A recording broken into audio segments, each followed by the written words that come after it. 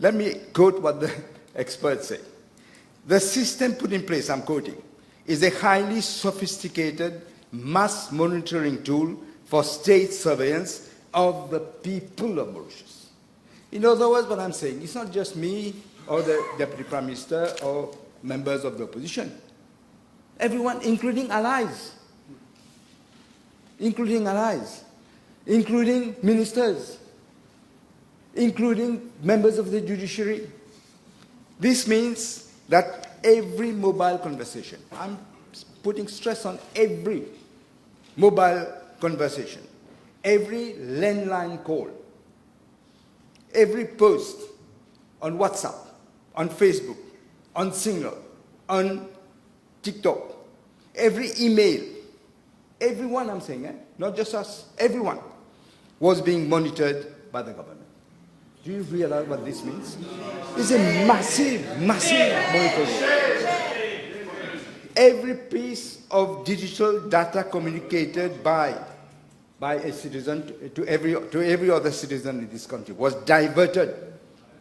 Everything you're saying was diverted to this government system for storage and subsequent analysis and exploitation. And exploitation. When Judah came and approached the leader of the PMSD, he says through this, that they knew what was happening. The system had the capacity to intercept and store all communications on the island. All. Not just some select cases. All. Journalists as well. Journalists as well. All this cost a lot of money, and of course, it was the public that was paying, not them, public. As our nation was groaning, was suffering under financial strain, on facing, each one had a problem in each household, we know, the cost of living. What were they and the handmen engaged upon? Spying on all the Mauritians, all of them. All the people you see here have been on the phone, including you, Madam Speaker. Everyone. Even if you were not in politics, where you were being listened to. So far, for the cost, we have uncovered payments in connection with these systems. Listen to this carefully. You know how much? Over $110 million for this system. People are complaining about the cost of living. They're having difficulty to make ends meet. Here the government, the previous regime, spent so far I said, it's probably going to be more. $110 billion US spent on this. A company based in Dubai, I'll name it, Petzl, named in Dubai, was being paid to service the system, the equipment. How much do you think? How much could servicing a system cost? I'll tell you. $7.5 million per year. How is that possible? How can you spend millions of dollars?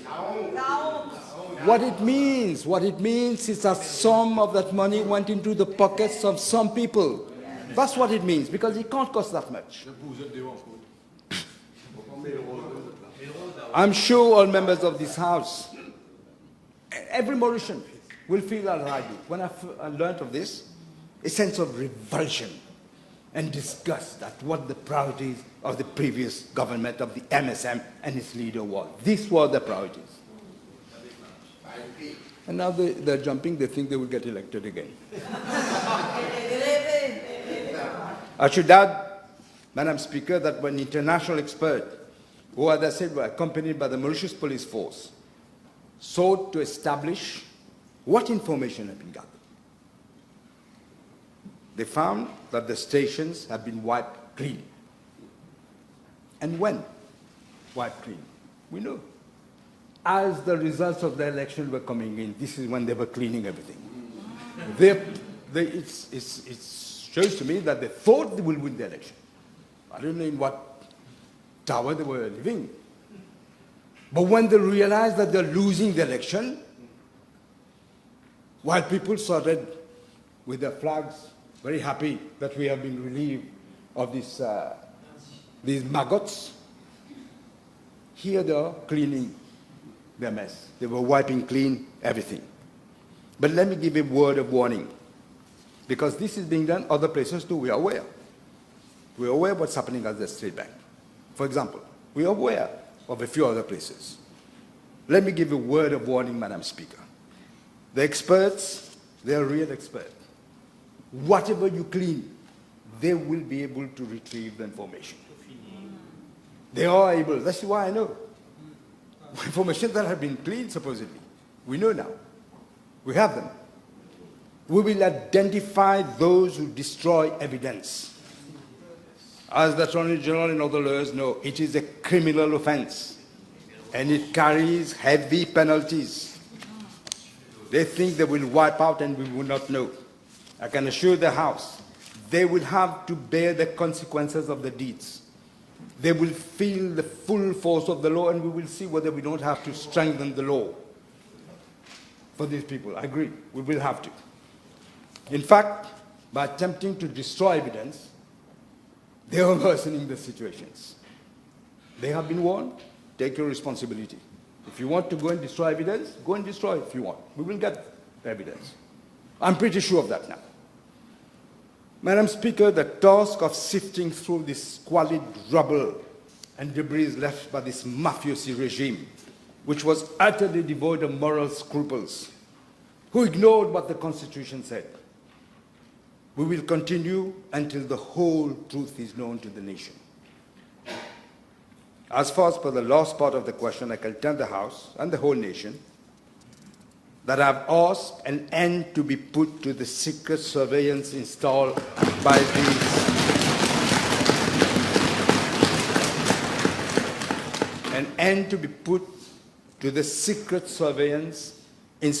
these undemocratic and perverse groups, which have practiced a blatant state capture and confiscated our liberty. This is what the election was about, liberty and unity.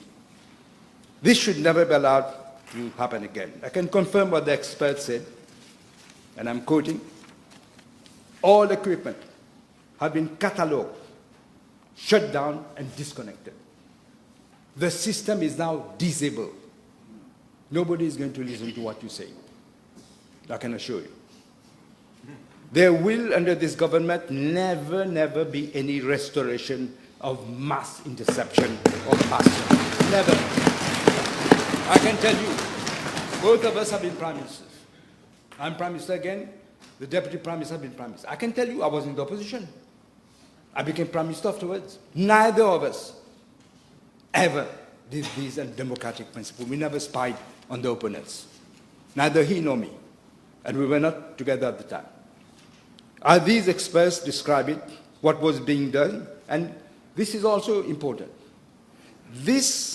They were using the most sophisticated technological equipment for eavesdropping, but they were also making use of the cameras. We've said, remember Osman Mohammed said the camera was pointing at his home.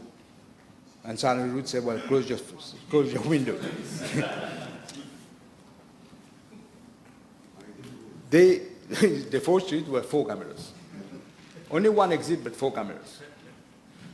They were using that, and they were using the cameras to monitor. In other words, they knew not only what you were seeing, what you were saying on the phone, but also your movements. That also was being monitored.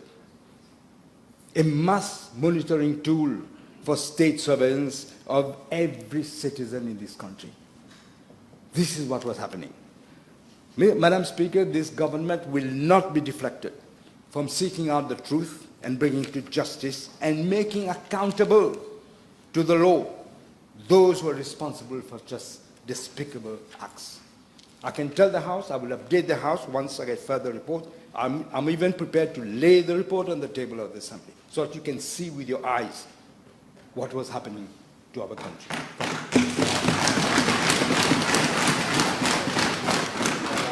I will, honourable members, time is already up, but in view of the importance of the question, of course, I didn't stop the Prime Minister, so I will also allow one question. Just one. If you might allow two, because I have two parliamentary questions coming. Just one. Well, I'll put it all together then. The Prime Minister said on the 20th of January that he hasn't received assurances that there might not be other systems in use right now, and therefore this is very serious. Not only what the Prime Minister has described as un outil de surveillance massif officiellement installé, but also it appears that the own Prime Minister's line has been taken and subsequently leaked.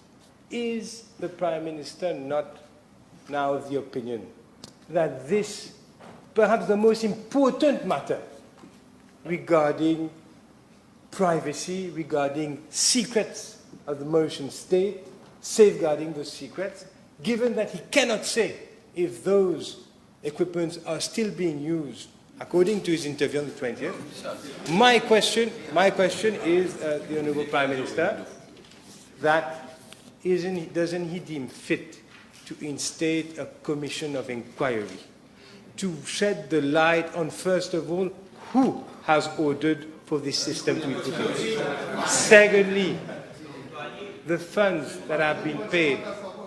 Thirdly, who have kept copies of what? Because of what we understand, the data has been deleted.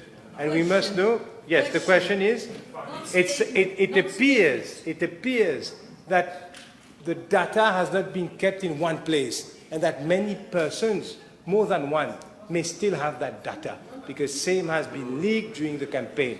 Therefore, the question is, does he not see it as a matter of urgency to set up a commission of inquiry which has already been set up by the previous government and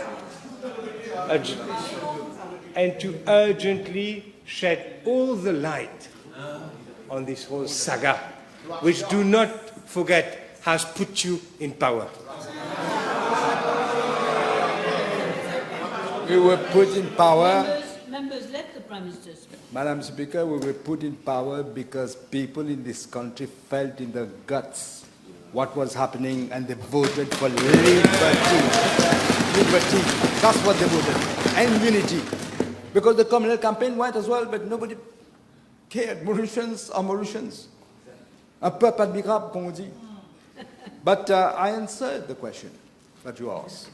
That I have made sure international experts precisely what I said in January. This is precisely why I got international experts, real experts in the matter, to look at the whole matter and to, I've even quoted what they said, that the system has been disbanded. But as you say, that is why I say it's a preliminary investigation. We can't say at the moment who has got what that they've kept. We will know. Unless they leave the country for good, we will know. If they're here, we will know. These people, you know, Madam Speaker, it's like the scums of the earth. That's what we're dealing with. We ought to rub their face in the gutter where they belong.